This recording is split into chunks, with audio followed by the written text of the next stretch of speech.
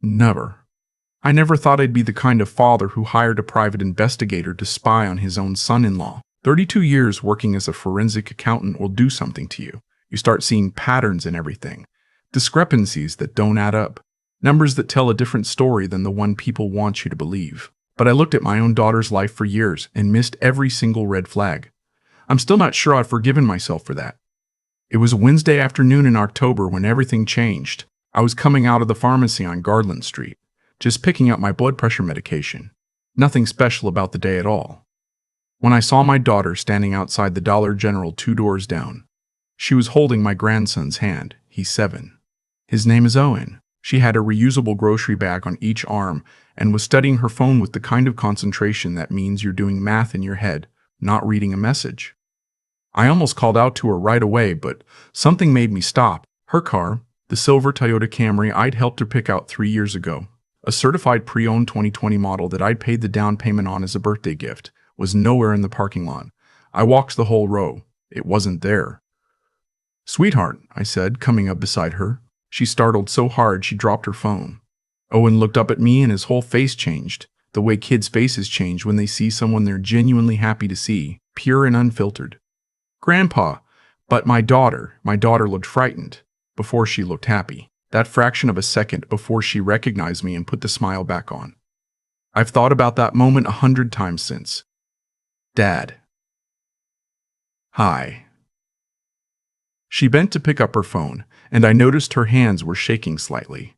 "What are you doing over here?" "Pharmacy. Where's your car?" "Oh?" She glanced around the parking lot like the answer might be out there somewhere. "It's in the shop." "Which shop?" There's a place Victor uses on Harmon Avenue. They're doing the timing belt." I nodded slowly. My daughter is a terrible liar. She always has been. Even as a teenager, she couldn't hold a story together if you pushed on it gently enough. The thing is, I just had that car serviced 8 weeks earlier. I'd taken it in myself as a favor when she mentioned the oil light was on. The mechanic hadn't said a word about the timing belt. "How are you getting around in the meantime?" "We're managing." She shifted Owen's hand from one of hers to the other. "The bus isn't bad. It's actually kind of nice. Owen likes it." Owen looked up at her, confused, because Owen had clearly never said any such thing. I didn't press her. Not there. Not in front of my grandson on a Wednesday afternoon outside a Dollar General while she was counting dollars in her head. But I drove home with both hands tight on the wheel, and I sat in my kitchen for a long time before I did anything else. My daughter's name is Vivian. She's 36 years old. She graduated from the University of Georgia with a degree in architecture, and for 3 years after college, she worked at a firm in Midtown Atlanta, and was, by every account, exceptionally good at her job. She married her husband, a man named Victor, 8 years ago. I walked her down the aisle myself. I gave a toast. I shook Victor's hand and told him he was a lucky man. I meant it at the time. Looking back now, the signs were there from the beginning. I just didn't speak the language yet. Victor was charming in a way that required an audience. He was the kind of man who needed other people in the room to be his best self, and when the room was empty, he became someone quieter and harder. At the wedding, I'd noticed the way Vivian checked his expression before she laughed at someone's joke. I'd filed it away as wedding day nerves. I was wrong. The withdrawal started about 2 years in. Sunday dinners became occasional, then rare, then stopped. Vivian's explanations were always reasonable on the surface. Victor was traveling for work. Owen had an ear infection. They'd already made plans with Victor's mother. His mother's name is Phyllis. She lived 20 minutes away and had, from the very beginning, inserted herself into their marriage with the confidence of someone who'd never been told no. The last time I'd seen Vivian before that Wednesday was 4 months earlier at Owen's birthday party. Victor had stood at the grill the whole afternoon. Phyllis had rearranged Vivian's kitchen while she was setting up the backyard, moving things to different cabinets so they made more sense, and Vivian had thanked her. Ashley thanked her. And I'd watched my daughter thank a woman for rearranging her own kitchen, and I had thought, something is wrong here. And then I'd had a beer and helped Owen open his presents and gone home and told myself I was overreacting. The Wednesday after I saw her at the Dollar General, I called Vivian's cell phone. It went to voicemail. I called again that evening. Voicemail. I texted. She replied 4 hours later, "Sorry, Dad. Been busy. Talk soon." That was the whole message. So I called the number I hadn't used in 3 years. A man named Gerald Kowalski, former Atlanta PD, 20 years on the force before he went private. I'd worked with him twice during my career when financial fraud cases crossed into criminal territory. He picked up on the second ring. "I need to know about a man named Victor Marsh," I said. "My son-in-law. I need to know everything." Gerald was quiet for a moment. "How soon?" "Yesterday." What Gerald found in the next 10 days rearranged everything I thought I knew. Victor had been engaged once before Vivian, a woman named Danielle, in Chattanooga. The engagement ended after 18 months. Danielle had filed a police report claiming Victor had opened 3 credit cards in her name without her knowledge and run up nearly $22,000 in charges. The report had gone nowhere. Victor claimed she'd given him verbal authorization. She couldn't prove otherwise. Prosecutors declined to pursue it. Danielle had spent 2 years paying off debt that wasn't hers. Before Danielle, there had been a woman named Christy in Nashville. No police report in that case, but a civil suit, also dropped, also settled confidentially. Gerald had tracked down Christy through court records and spoken to her on the phone. She hadn't wanted to go on record about anything, but she'd said enough. "He's very patient," Gerald told me over coffee at a diner near my house. "He doesn't move fast." These situations develop over years. By the time the women realized what was happening, they'd already signed things, agreed to things, transferred things. He creates a paper trail that makes it look voluntary. What about his mother? Gerald slid a folder across the table. Phyllis Marsh, 61 years old. She's been involved in 4 that I can confirm questionable financial arrangements over the past 12 years, always connected to women her son was in a relationship with. She presents herself as helpful, experienced, someone who understands money. She offers to help manage things. And then somehow the things she helps manage end up being managed, primarily in her direction. I looked at the documents. Phyllis had at one point been listed as a cosigner on a savings account that belonged to Danielle. The account had been drained 6 weeks before Danielle filed her police report. "What does Victor have on Vivian right now?" I asked. "That's what I'm still working on, but based on the pattern, he'll have her on joint accounts where he controls access. He may have her name on debts she doesn't know about. And he's almost certainly been building a narrative about her judgment, her mental stability, so that if she ever tries to push back, she looks unreliable." I drove home that afternoon and sat in my kitchen again. The same chair, the same window, the same view of the backyard where Vivian used to catch fireflies as a little girl. Her mother died when Vivian was 15. A car accident, black ice on I-288. Nothing dramatic or meaningful about it. Just a terrible, ordinary thing that happened on a Tuesday in February. Vivian had been in the passenger seat. She walked away without a scratch and never quite forgave herself for it. Victor had known that story. He'd heard it on their second date. I know because Vivian had told me afterward how he'd held her hand and said all the right things, how safe she'd felt. I thought about that for a long time, about how a man who wanted to build a cage around someone would start by learning which windows they'd left unlocked. The next morning, Victor called me. "Hey, Phil." He was the only person who called me Phil. Everyone else called me Philip or just Dad. I never told him it bothered me. "Vivian mentioned she ran into you at the shopping center. I just wanted to touch base, make sure there was no confusion about the car situation." "No confusion," I said. "How's the timing belt coming?"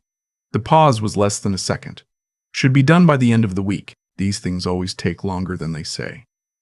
"Which shop on Harmon was it again? I want to give them my business if they do good work. You know, I'd have to check with Vivian. She handled the drop-off. I'll have her text you the details. I'd rather just talk to her directly. Can you put her on?" "She's actually out with Owen right now. Playground." Another pause, smoother this time. "You know, that's actually something I wanted to bring up. Vivian's been going through kind of a rough stretch lately.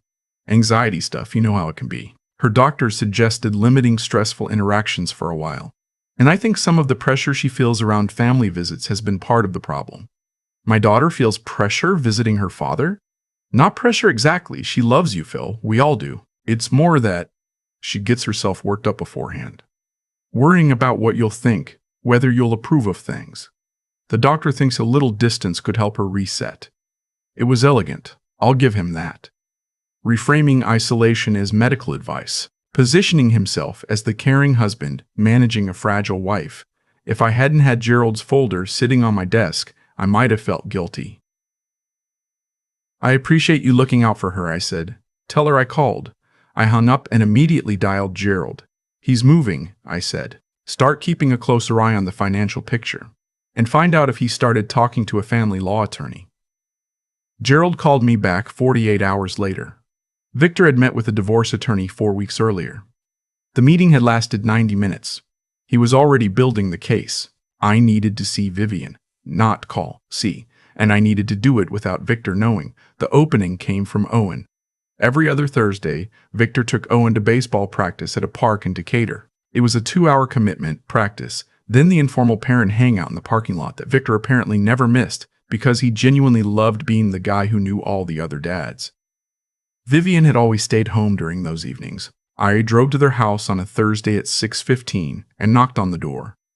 She answered in a sweatshirt and bare feet, holding a glass of water, and the look on her face when she saw me was so complicated it nearly broke me. Relief and terror and grief all at the same time. Dad. Her voice was barely a sound. You can't be here. I'm not leaving until we talk. Invite me in or we'll do it on the porch. She stepped back and let me in. The house was neat in the way that houses are neat when someone has been told that neatness matters above most other things. Nothing out of place. Nothing personal. Visible. No drawings on the refrigerator. No shoes by the door. No coffee mug on the counter. Owen's childhood was being lived in this house, and there was almost no evidence of it. We sat at the kitchen table, and Vivian wrapped her hands around her water glass and looked at it for a long time. He doesn't let you use the car, I said. Not a question. She nodded, just barely. He's taken money from accounts in your name. She looked up. Her eyes were dry, but they looked like they'd been dry for a long time through deliberate effort.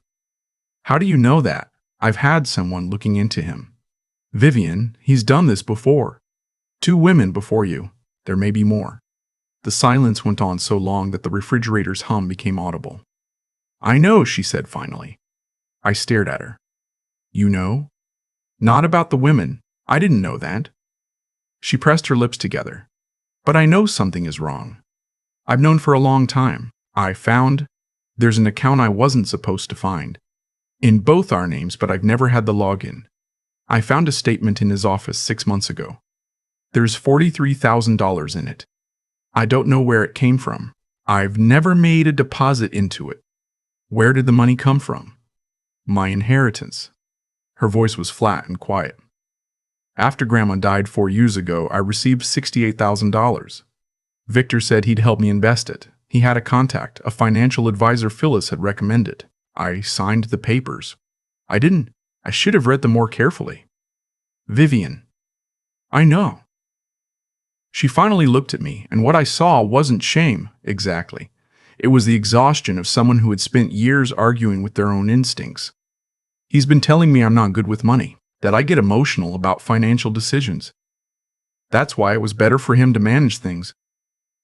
And I started to believe him, Dad. That's the part I can't explain. I'm not stupid. I have a degree. I ran my own projects at that firm. But he'd say something often enough and calmly enough, and I'd start to hear it in my own head in my own voice. I reached across the table and put my hand over hers. You're not going back to that house tonight, I said. Owen is with Victor. I can't leave without Owen. Then we get Owen. Where is the practice? Dad, if I take Owen without, he's your son. And Victor is meeting with a family law attorney. If you're not in front of a judge first, you will lose time and ground you cannot get back.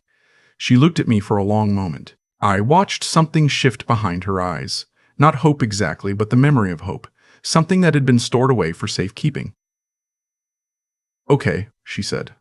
Okay, but I need to get one thing first. She went upstairs and came back with a small accordion folder. Copies, she said.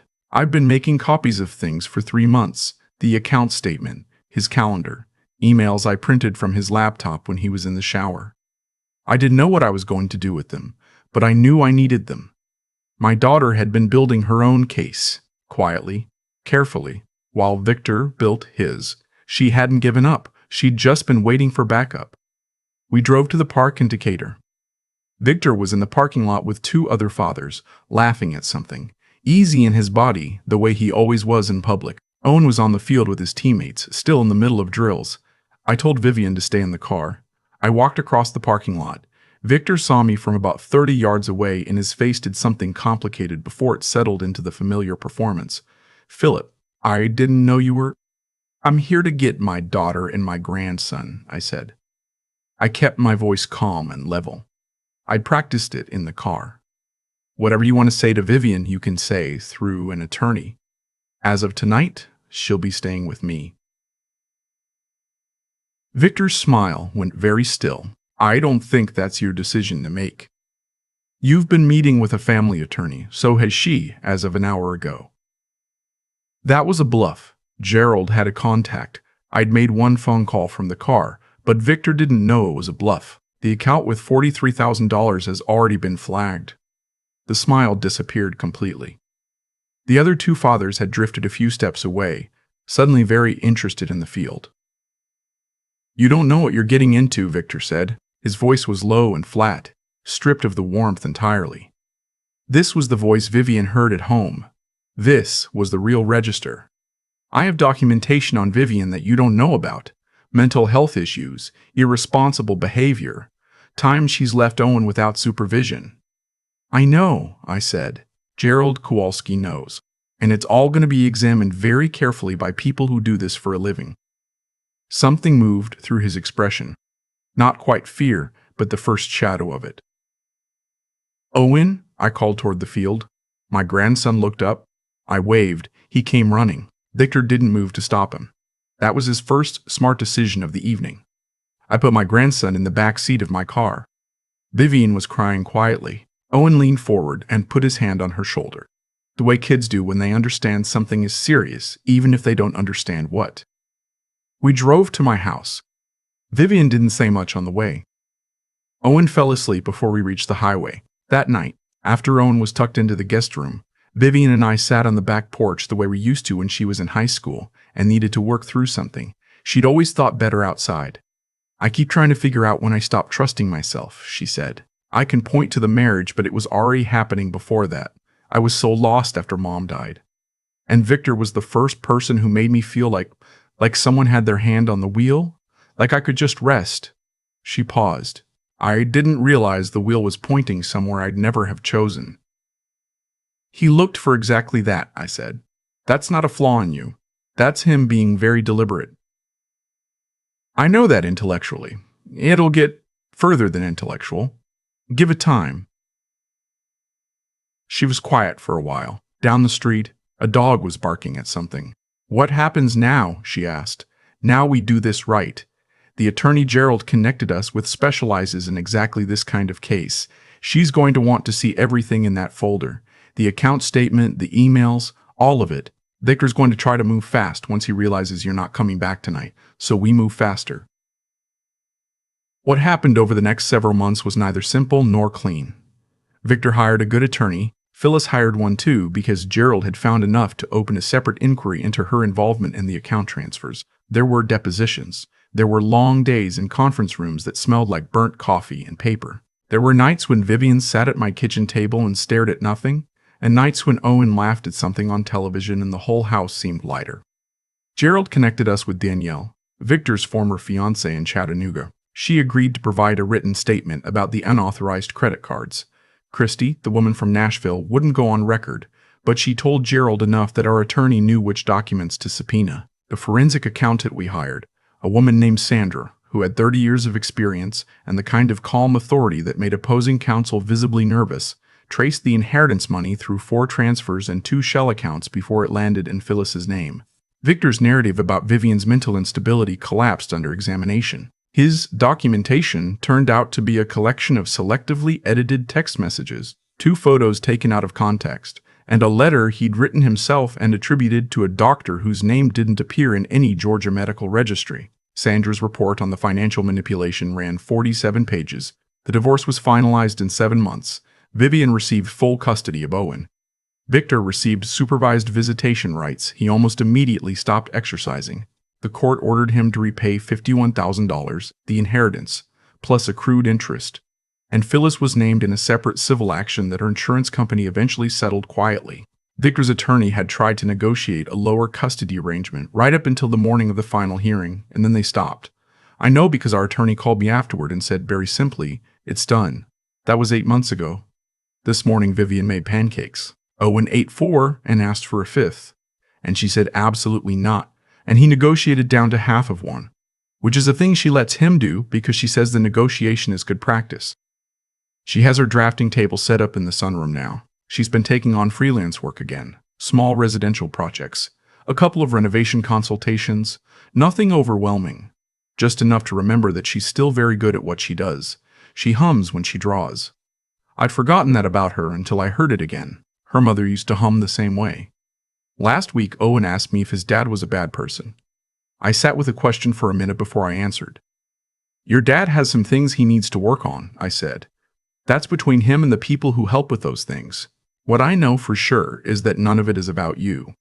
Owen seemed to accept that. He went back to his book. 7-year-olds have a useful capacity for moving on when they feel safe enough to. Vivian was in the doorway. She'd heard. She gave me a look that was more than I could have put into words right then.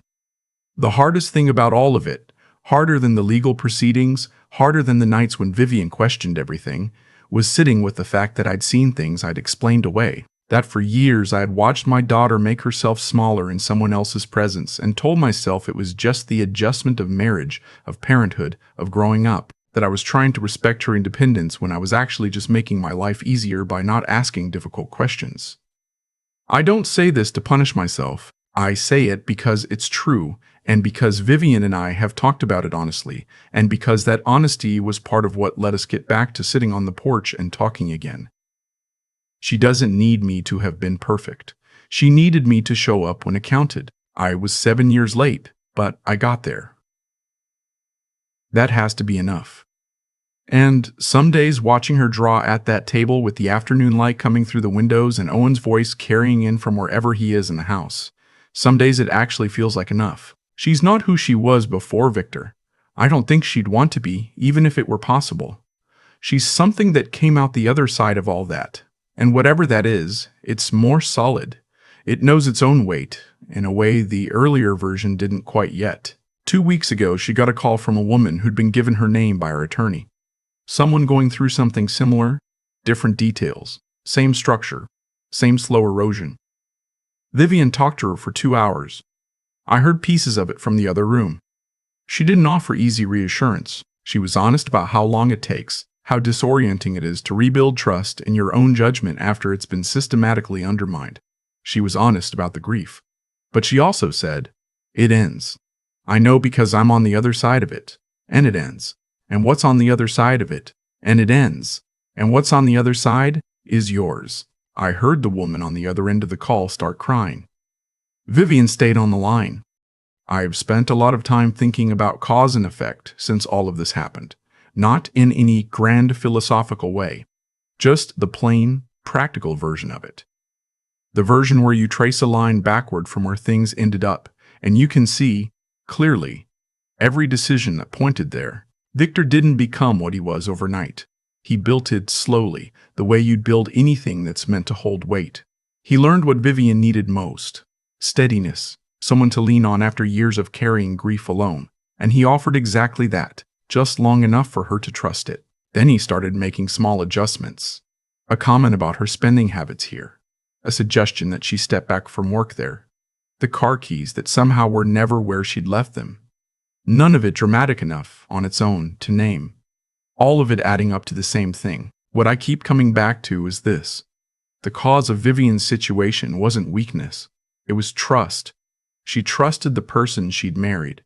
She trusted that the people who said they loved her were operating from love. That's not a character flaw. That's what we're supposed to do with the people we build a life with. Victor understood that, and he used it, which is a different kind of intelligence. The kind that operates without ethics and burns through everything it touches. The effect, eventually, was a woman standing outside a Dollar General in bare-bones circumstances, counting what she had left. Her 7-year-old beside her. A woman who had been slowly convinced that her own judgment couldn't be trusted, and a father who had watched it happen and told himself a comfortable story about giving his daughter space. I think about that part too. My piece in the causality of it. I wasn't a villain in this story, but I wasn't as attentive as I should have been. I noticed things and explained them away because the alternative, that my daughter's marriage was something I needed to actively examine, was uncomfortable. That discomfort cost us years. What changed everything wasn't a grand intervention. It was a small decision to stop rationalizing and start asking questions, to hire someone and find out what I was actually dealing with, to drive to that house on a Thursday evening and knock on the door. Each of those choices was small. The combined effect was not. Vivian had been making her own quiet decisions throughout, copying documents, noting account numbers, paying attention even when attention felt dangerous. She didn't tell me she was doing it. She was doing it because some part of her had never fully surrendered her own intelligence, even when Victor worked hard to convince her it wasn't reliable. That's the thing about integrity and self-trust. You can suppress them, but you can't fully extinguish them. They'll wait. The result of all those accumulated choices, hers, mine, Gerald's, our attorney's, was a morning in my kitchen with pancakes and a drafting table in the sunroom, and Owen negotiating for half a pancake. It was Vivian on the phone for 2 hours with a woman she'd never met, being honest about the hard parts because she understood that false comfort doesn't actually help anyone find their way out. What I want to say, and what I believe is simply true, is that none of the outcomes in this story were accidental. Victor's unraveling came from his own arrogance, from the cumulative effect of believing he was smarter than everyone around him for long enough that he stopped being careful. Vivian's recovery came from her own quiet persistence, and from choosing, at the right moment, to ask for help. The choices we make in the small moments, when no one is watching and nothing feels particularly significant, are what everything else is built on. That's not a lesson from a book. That's just what I saw happen.